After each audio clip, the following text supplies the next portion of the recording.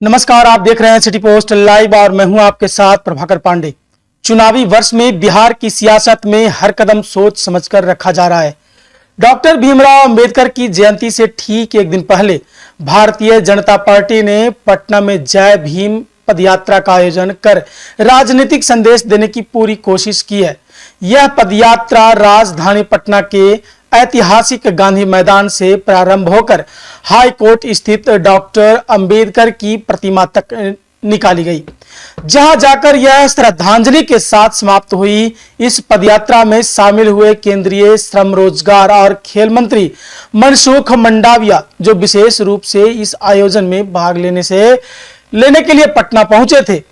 उनके साथ मौजूद थे बिहार भाजपा के तमाम दिग्गज नेता और कार्यकर्ता। सबने बाबा साहेब को श्रद्धांजलि अर्पित करते हुए उनके सिद्धांतों को जन जन तक पहुंचाने की बात कही।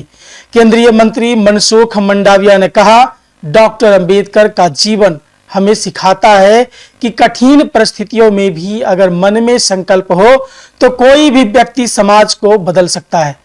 आज का युवा उन्हीं के दिखाए रास्ते पर चलकर आने वाले 100 वर्षों में बिहार को नई ऊंचाइयों पर ले जा सकता है।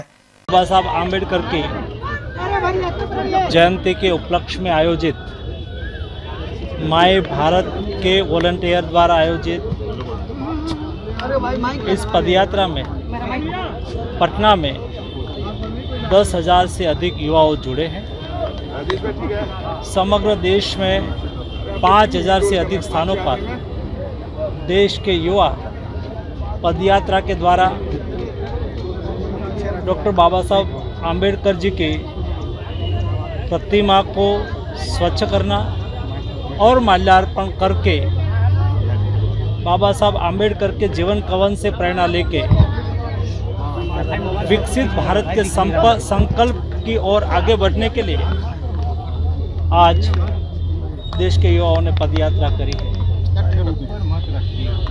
जब देश आज़ादी का शताब्दी वर्ष मनाता हो, यानी कि जब देश आज़ादी का 100 वर्ष पूर्ण करे, तब देश को विकसित भारत बनाने के लिए देश के युवा नेशन के प्रति डॉक्टर बाबा साहब आम्बेडकर के जीवन कवन से प्रेरणा लेके उनके मूल्यों को चरितार्थ करने के लिए अपना दायित्व अदा करे, इस यात्रा का उद्देश्य है। एक यात्रा राहुल गांधी भी बिहार में निकाले थे सर। जय भीम पदयात्रा केवल बिहार तक सीमित नहीं रही, लेकिन मेरा भारत के युवाओं द्वारा आयोजित यह अभियान देश के सभी प्रमुख राज्यों की राजधानियों में एक साथ आयोजित किया गया। इस आयोजन का उद्देश्य था बाबा साहेब के विचारों को नई पीढ़ी तक पहुंचाना और दलित बहुजन समाज को यह विश्वास दिलाना कि भाजपा ही उनके अधिकारों की असली हितैषी है। विशेषज्ञों का मानना है कि अंबेडकर जयंती के मौके पर इस तरह का आयोजन भाजपा ने दलित महादलित समाज के बीच अपनी मौजूदगी को मजबूत करने के लिए रणनीति अपनाई है और यह आयोजन की है। लोकसभा चुनाव के ठीक पहले यह पदयात्रा सियासी दृष्टिकोण से अहम मानी जा रही है, जहां भाजपा सामाजिक समरसता और समावेशी विकास का संदेश देना चाहती है। अब यह देखना दिलचस्प होगा कि क्या जय भीम पदयात्रा भाजपा को राजनीतिक लाभ दिला पाएगी या यह केवल एक प्रतीकात्मक संदेश बनकर रह जाएगी। फिलहाल इस खबरों में बस इतना ही। आगे की खबरों के लिए देखते रहिए सिटी पोस्ट लाइव। धन्यवाद।